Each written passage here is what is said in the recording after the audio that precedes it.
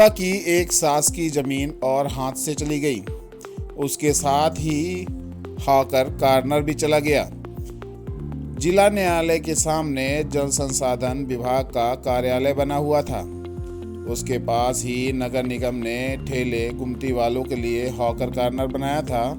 यहीं पर शहर के अलग अलग जगहों से ठेले गुमटी वालों को लाकर दुकानें लगवाई गई थीं।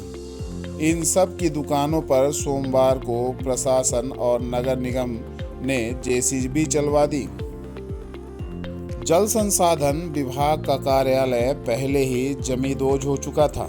अब रही सही कसर भी पूरी कर दी गई है। हॉकर कॉर्नर में लगी दुकानों को जेसीबी की मदद से जमींदोज करा दिया गया। यहाँ पे कार्रवाई के दौरान हालांकि कई अनियमितताएं भी सामने आईं। कुछ लोगों ने यहाँ पर अवैध कब्जा कर रखा था। कई दुकानें पक्की बना ली थीं, उन्हें किराए पर चला रहे थे। इन दुकानों का टूटना तो जायज़ था, लेकिन कई गरीबों के दुकानें भी तोड़ दी गईं। ठेले गुमटी हटा दिए गए। अब वह फिर सड़क पर आ गए हैं। हॉकर कॉर्नर की जमीन भी पुनर्घनत्वीकरण योजना के तहत चली गई है। रीवा में सर्किट हाउस में नए कमरों का निर्माण किया जा रहा है। 2 मंजिला नया सर्किट हाउस बनाया जा रहा है। इसी नए निर्माण के बदले में हॉकर कॉर्नर और जल संसाधन विभाग की जमीन दी गई है। निर्माण करने वाली एजेंसी को ही यह जमीन पुनर्घनत्वीकरण योजना के तहत दे दी गई है।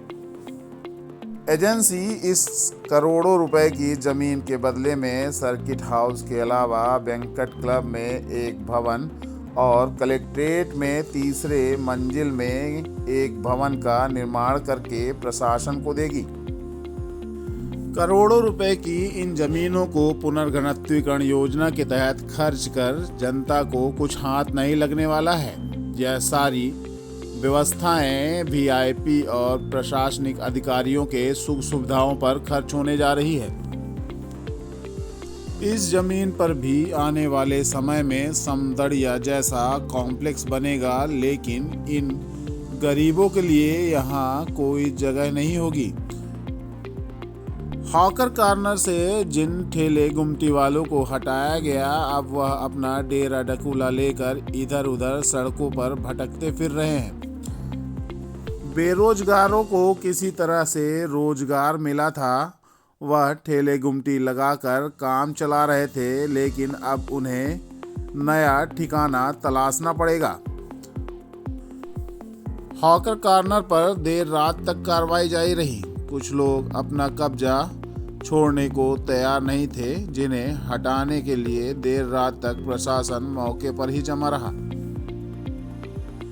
रीवा में भले ही सरकारी जमीनों को बेचकर ऊंची ऊंची इमारतें बना दी गई हों, लेकिन इन ठेले और गुमटी वालों के लिए कोई व्यवस्थित ठिकाना नहीं बनाया जा सका।